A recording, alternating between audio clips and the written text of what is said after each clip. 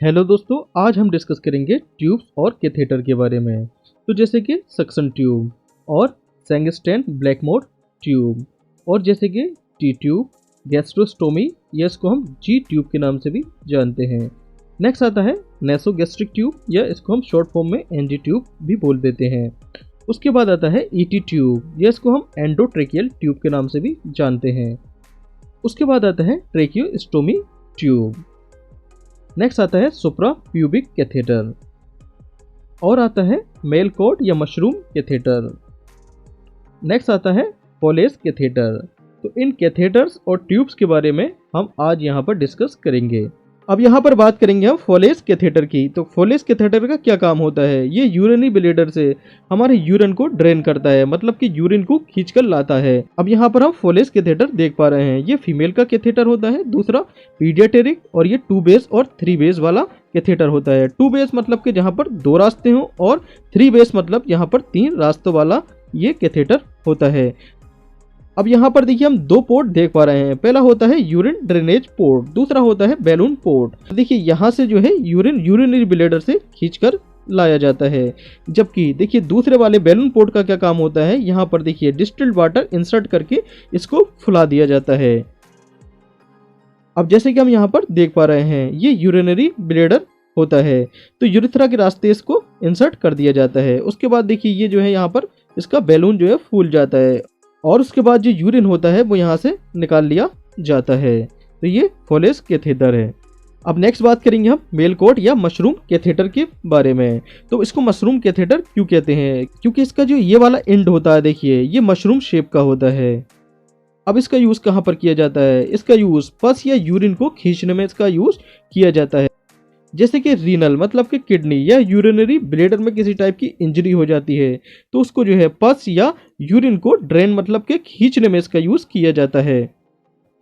अब जैसे कि हम यहाँ पर देख पा रहे हैं, ये मेल कॉर्ड कैथेटर है। देखिए अब यहाँ पर देखिए जो किडनी का पेल्विस रीजन है, यहाँ पर इसको इंसर्ट कर दिया जाता है और यहाँ पर कोई भी देखिए पस टाइप हो जाती है तो इसको यहाँ से खींच लिया जाता है। उसके बाद आता है सुप्रा प्यूबिक कैथेटर। यहाँ पर सुप्रा प्यूबिक का क्या मतलब होता है? ये होता है हमारा प्यूबिक रीजन। तो 2 टर्म यूज होते हैं, एक होता है सुप्रा, एक होता है इंफ्रा।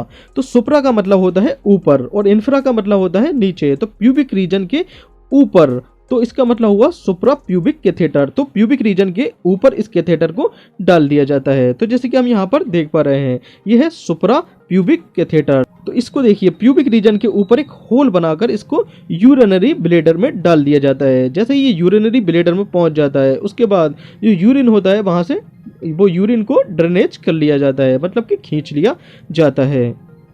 अब जैसे कि हम यहाँ पर देख पा रहे हैं, ये यूरिनरी ब्लैडर है, तो यहाँ पर देखिए एक होल बनाकर इसको अंदर डाल दिया जाता है। अब नेक्स्ट आता है ट्रेकियोस्टोमी ट्यूब। तो ट्रेकियोस्टोमी ट्यूब का क्या मतलब होता है? यहाँ पर देखिए 2 टर्म है। पहला है ट्रेकियो, ट्रेकियो मतलब होता है ट्रेकिया, प्लस स्टोमी, स्टोमी मतलब होता है माउथ, इसको हम ओपनिंग भी बोल देते हैं। तो ट्रेकिया में ओपनिंग बनाने के बाद इस ट्यूब को इंसर्ट कर दिया जाता है। जैसे कि हम इस ट्यूब को देख पा रहे हैं, ये है ट्रेकियोस्टोमी ट्यूब।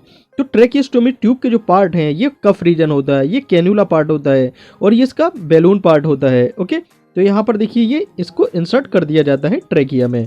अब यहाँ पर बात करेंगे ट्रेकिया के कहाँ पर जो है हमको कटिंग करनी होती है या इंसिजन लगाना होता है। तो ये होता है हमारे पास सुप्रा स्टर्नल नोच।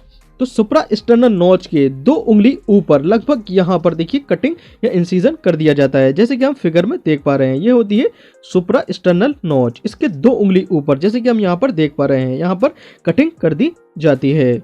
अब नेक्स्ट आता है एंडोट्रेकियल ट्यूब, या इसको हम शॉर्ट फॉर्म में ईटी ट्यूब के नाम से भी जानते हैं। तो इसको माउथ से एंटर करके ट्रेकिया तक पहुंचाया जाता है। अब जैसे कि हम यहाँ पर देख पा रहे हैं, ये है ईटी ट्यूब, ट्रेकिया के अंदर इसको इंसर्ट कर दिया गया है।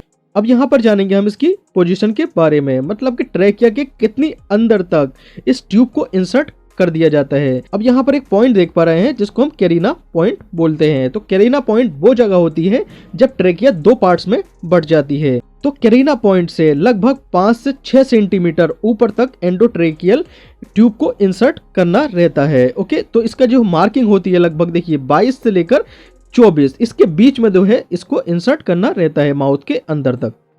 अब नेक्स्ट आता है नेसोगैस्ट्रिक ट्यूब, या इसको हम शॉर्ट फॉर्म में एनजी ट्यूब के नाम से भी जानते हैं, जैसे कि नाम में ही छुपा है। नेसो मतलब होता है नेजल, मतलब कि नाक, और गैस्ट्रिक, गैस्ट्रिक मतलब होता है स्टमक। तो नाक से डालकर इसको पेट तक पहुंचाया जाता है, तो इसको नॉस्ट्रिल से एंटर करके स्टोमक तक पहुंचाया जाता है। तो ये होती है एनजी ट्यूब, जैसे कि हम यहाँ पर देख पा रहे हैं। अब नेक्स्ट आता है गैस्ट्रोस्टोमी, या इसको हम जी ट्यूब के नाम से भी जानते हैं। तो देखिए स्टमक में ही क्या कर लेते हैं, यहाँ पर ओपनिंग कर लेते हैं और ये जी ट्यूब यहाँ पर इंसर्ट कर दी जाती है। तो मेनली इसका यूज जो है फीडिंग में किया जाता है, जैसे कि हम यहाँ पर देख पा रहे हैं ये फीडिंग सिरिंज होती है। तो सिरिंज से यहाँ पर खाना पहुंचा दिया जाता है डायरेक्टली स्टमक में। नेक्स्ट आता है टी ट्यूब।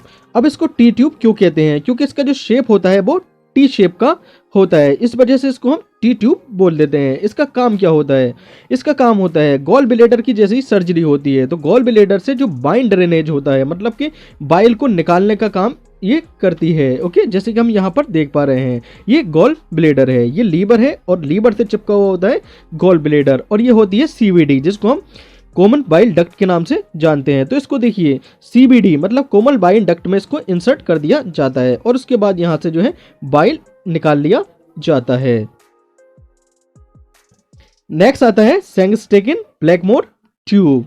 इसका यूज कहां पर किया जाता है, अगर ईसोफेगस या स्टमक में किसी टाइप की ब्लीडिंग हो जाती है तो वहां पर इसका यूज किया जाता है।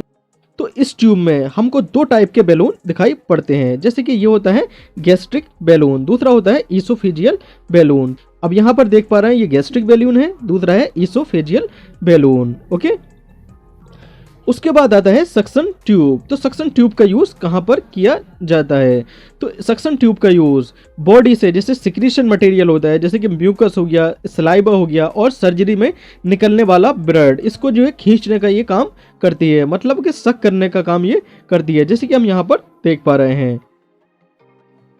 तो यहाँ पर देखिए म्यूकस या किसी भी टाइप का सिक्रीशन यहाँ पर ड्रेनेज कर लिया जाता है, मतलब कि खींच लिया जाता है, और सर्जरी के दौरान जो ब्लीडिंग होती है इस ट्यूब से इसको खींच लिया जाता है। Thank you.